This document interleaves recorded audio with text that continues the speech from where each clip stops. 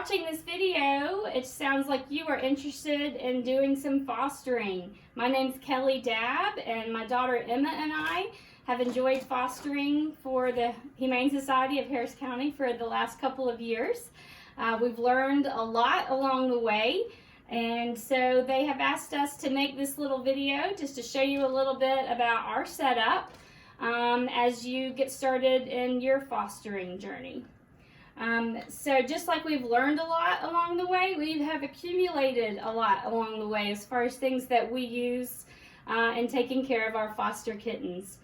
A lot of the things that I have been donated to me from different people. I've purchased some things on my own, and then the Humane Society has provided me with some of the things that we have and we use for the kittens.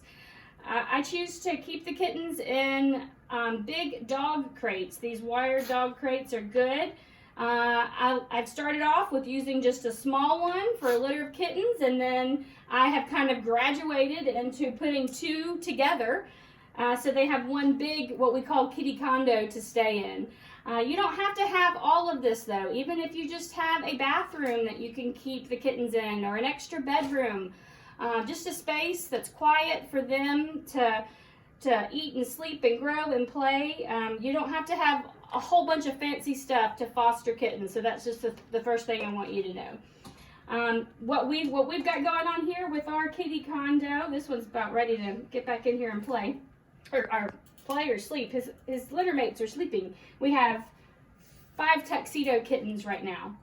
But if you can see, they are sleeping more closer to the top of the cage, and how we've done that is we have used a portion of a pet gate that we broke off. We have hung it from the top of the cage with ribbon. That way they have a second level to be on. It's a way to maximize your space in a smaller amount of space, especially if you don't have a room that you can just dedicate to them and you want to have them in a crate. This is a way to make that work. So below their sleeping area by the window, I have their litter box. I have a ramp that is just anything that you can make to get them up from the bottom level to the top level. I always have fresh water for them and dry food for them. That the Humane Society provides me with the dry food and the wet meat that I need. I'll give them the wet meat for kittens several times a day just to help them to gain weight so they can be adopted. Kittens have to reach 2 pounds before they are big enough to get their spay and neuter and get adopted. So a lot of fostering is about just making sure you're providing them with good nutrition so they can gain weight.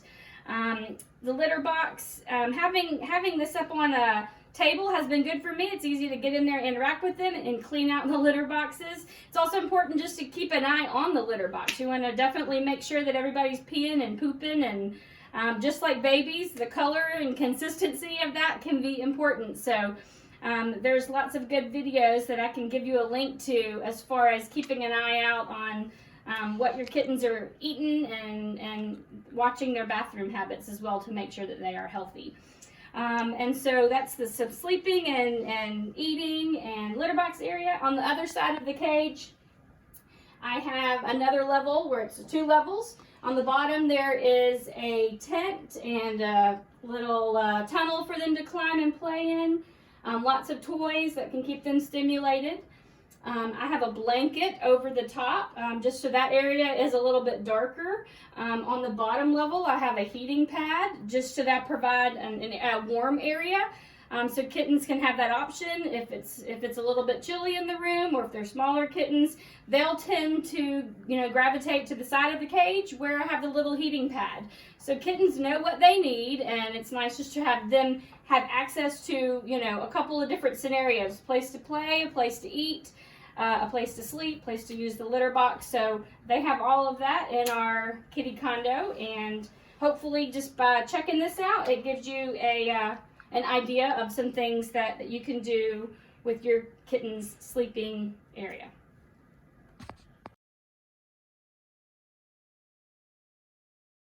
Okay, so I've set out some supplies that we use in fostering kittens, so this might be helpful to you as you get set up for your fostering journey. The kittens are out running around playing, so you might see them or hear them. They are having a good time. We buy these little collars on Amazon, I think $5, and each kitten gets a different color. That way we can help to tell them apart and make sure that we keep track of how they're eating, their weight, their litter box habits, things like that. I pick up these little food bowls at the dollar store. I have several of them, and then I get these little bowls at the neighborhood Walmart. They're shallow and they're inexpensive and great for the canned meat. The Humane Society can also provide you with bowls as well. You're going to need several blankets and towels. The Humane Society can provide you with these things as well. I get fabric remnants at the fabric store, or just at Walmart. You can pick up some inexpensive blankets that'll be soft for your kitten's bedding. We use puppy pads in the cage, especially if the kittens start to have diarrhea. It gets to be a bit messy and can be a lot of laundry, just so we can maintain a clean bed during the times that the kittens have a little bit of diarrhea. These puppy pads really come in handy. You're going to need at least one heating pad if you're going to be fostering neonatal kittens. The Humane Society provided me with this one. But especially if these little neonatal kittens don't have a mom to keep them warm, they're going to need a heat source. Just keep in mind with heating pads, they need to be set on the low setting or level 1. Anything hotter than that can overheat them or could possibly burn them. So level 1 or low on the heating pad.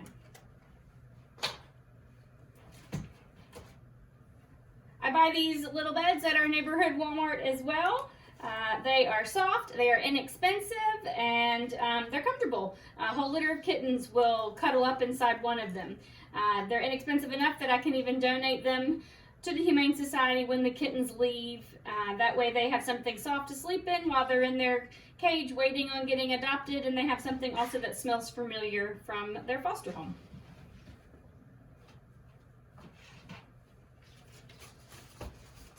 Other things that we have found to be helpful, you can pick these up at the dollar store. It's just a little broom. It really comes in handy in cleaning up the cage, especially sweeping up the little litter. We use a little 4-gallon trash can, and so I just buy at the dollar store. I just buy these trash bag liners and empty out the litter box a couple times a day and just tie it up and take it outside so we don't have to worry about the smell. Then we have little baby wipes just for wiping off paws and faces and bottoms, things like that. If you do need to bathe the kittens, a mild soap is best. Just to protect their skin, we use Johnson & Johnson, or you can use Dawn dish soap is helpful. Just need a little bit of soap, mostly water. The key is to clean off the necessary parts and try to warm them up quickly afterwards so they don't get cold stress. Especially neonatal kittens, dunking them in the water could get them too cold. So just try to do your best to clean what you need to clean, wrap them up warm, hold them up against your skin, or put them in a blanket, lay them on the heating pad on low afterwards, just to make sure they can get back to their normal body temperature.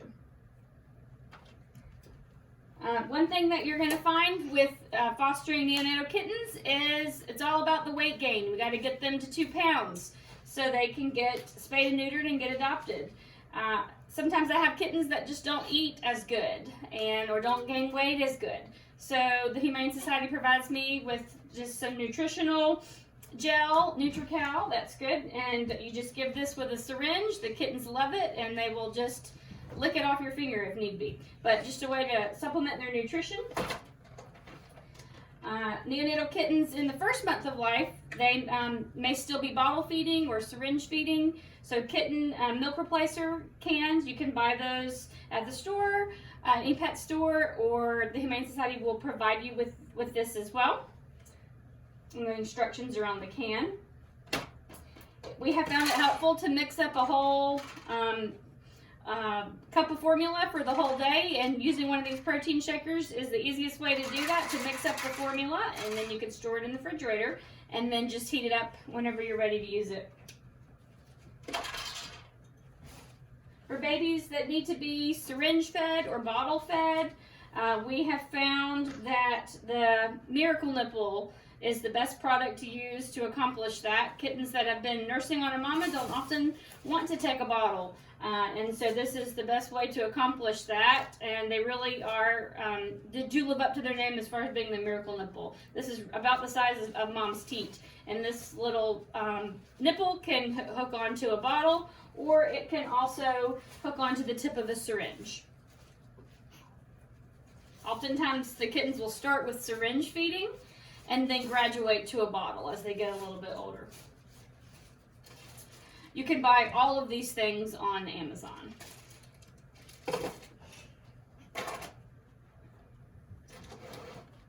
Easy way to heat up your bottles. If you have a candle warmer, we can just put a measuring cup with some warm water on there. The candle warmer keeps the water warm, and I can just stick the bottle directly into here just to warm it up while I'm getting things ready to feed them, or to keep it warm between kittens. The Humane Society will provide you with your food that you need. If you do buy food, they're going to need a kitten dry food and a canned meat. Just make sure that it says it's for kittens, just so you can make sure they get that extra nutrition that they need. They usually start with a mother-baby kitten dry food, and then they'll graduate to a healthy kitten mixture that tends to go with them until they get adopted.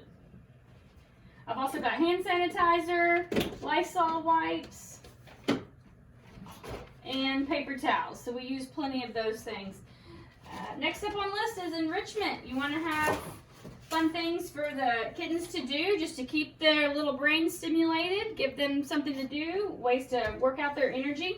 You can have some toys that you keep in the crate with them, and then I have other toys set up outside, just like for right now when they're running around and they're having playtime. There's plenty of things for them to do. You don't have to buy toys, you can make them yourselves. This toy here was made from a Pringle can and some rope and little ball spinners from the dollar store. So you can be creative and use what you have to make toys for the kittens. So this is my daughter Emma, and she is 12 years old and is a super big help when it comes to fostering. I'd say she's a crucial part of our team in order to take care of these foster kittens, especially since I work a full-time job. So I definitely rely on Emma a lot to help me to take care of the kittens, and we enjoy this as a family project. So Emma, what would you say to people who said they wanted to foster, but they were afraid of getting attached? How does our family deal with that, and how do you feel about that? Well, we do get attached to them. We love them, and it is really hard to see them go. But how I see it, it's like we are trying to do our part to get them ready to go to that forever home where they can be loved and they can be that one special pet or one of the multiple special pets. And that's what I think about. I don't think, oh, I'm going to miss this cat. I'm going to think, wow, I can't wait for them to be so happy to be in their new home.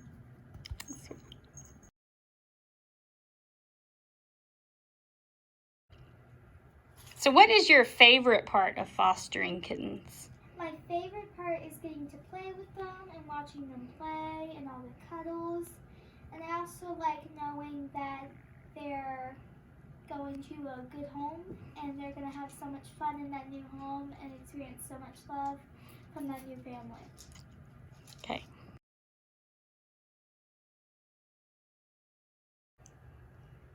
So what would you say are some of the difficult things about fostering kittens? Some of the most difficult things are when they're sick and they may pass away. That's really hard for us because we love them. But we focus on the positive on that and think, well, I gave them a better life's chance in my house than they would have had outside. Another difficult thing is when they go to back to the Humane Society but we try to stay on the positives and think, well, they're going to go to their forever home and they're going to be happy there. So just trying to focus on the positive to kind of get you through some of the sad times. Mm-hmm. Yeah, that's good.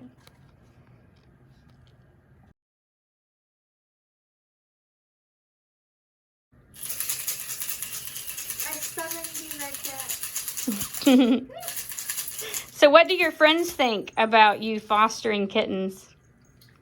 They really like it. Like, they like coming over, and when we have little babies, they love holding them. We'll teach them how to bottle feed them. They love doing that too. And when my friends come over, I'm like, oh, I just got some new foster kittens. And they're like, oh, you have foster kittens? You have kittens? And I was like, yeah, they're upstairs. And they love coming and playing with them. I have a friend in the neighborhood. She loves helping me with them. She'll take their litter box, feed them. That makes me happy that she enjoys things I enjoy. Very cool. So it's kind of a mother-daughter project, and then you have started to get your friends excited about fostering too. One of my friends recently started fostering. That made me really happy. Very nice. Okay, cool.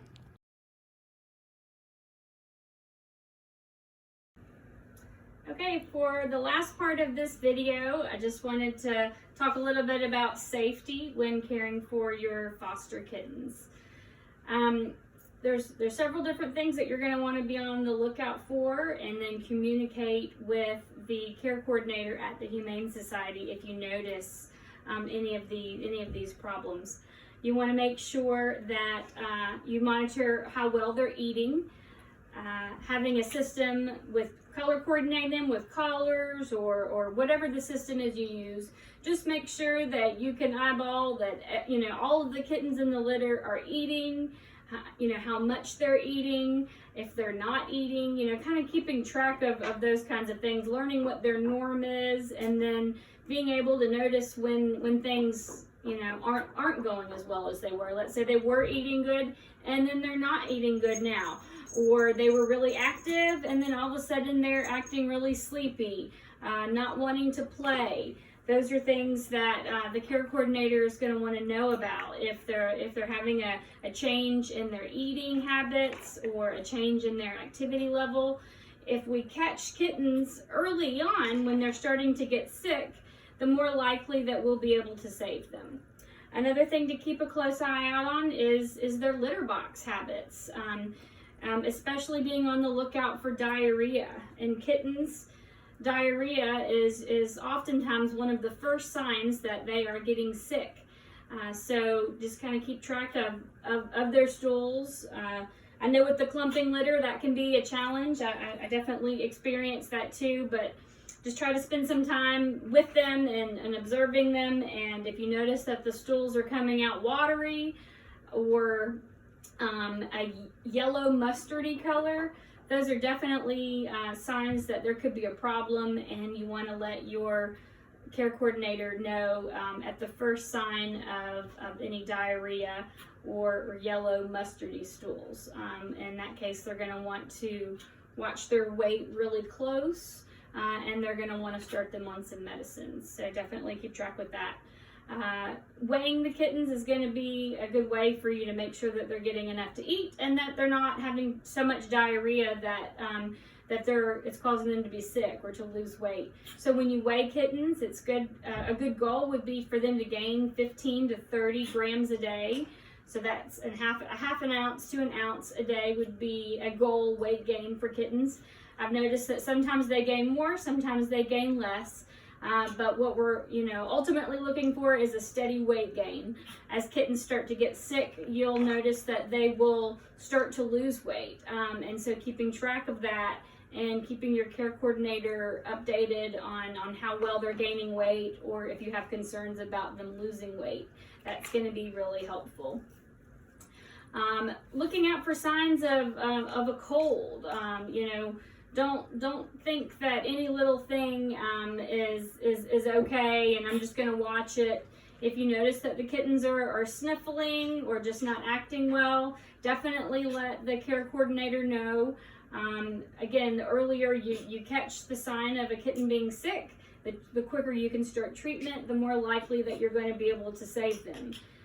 Kittens are interesting because they can be running around and completely healthy 1 minute, and then they can be very sick the next minute. So always looking out for subtle signs that you notice to be a change, and keeping the care coordinator updated will, ultimately help keep your kittens safe.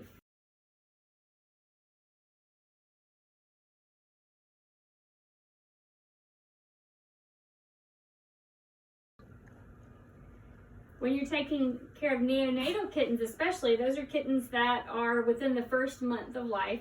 There's a few extra things that you want to provide caution with. That would be aspiration. That would be when you're feeding them, bottle feed them or syringe feeding them, and they breathe the milk into their lungs. That's very dangerous for kittens, and can cause them to die if not fed safely. Another thing would be avoiding cold stress, and that would just be by providing a heat source for them. And then if you need to give them a bath or clean them off, that you dry them off well, and then wrap them in a blanket and hold them skin to skin. That's just a great way to keep them warm, and that's just good for bonding too. Or lay them on a heating blanket just to help them to get back to their normal body temperature. So avoiding cold stress is going to be really, really important for the tiny little kittens. Watching for weight loss, we've kind of already touched on that. One thing to remember about bottle feeding and trying to avoid aspiration would be that you never hold a kitten like a baby. You never hold a kitten like a baby and feed a bottle this way. As the milk goes into their mouth and it goes into the back of their throat, if they take a breath, they breathe or they aspirate the milk into their lungs. So the way to avoid that is by feeding them the alternate way, feeding them tummy down. When you're holding them, having a good grasp on them so you can support their head and their neck and keep their airway open. So tummy down, and then hold the bottle up, and just allow them to take the bottle or the syringe, and watch and make sure that they're sucking and they're swallowing and they're breathing.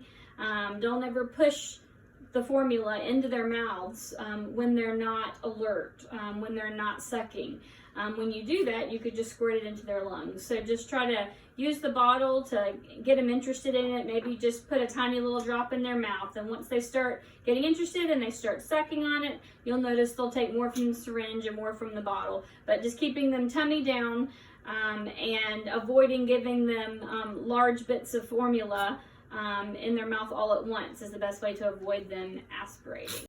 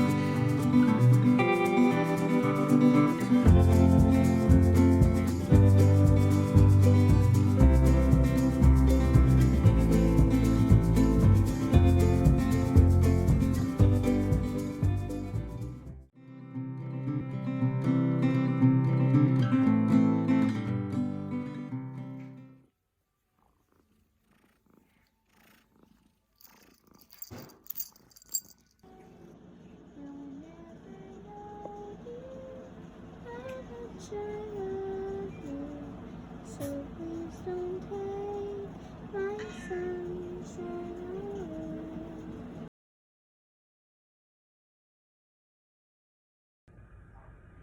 Well, I hope you have enjoyed this video.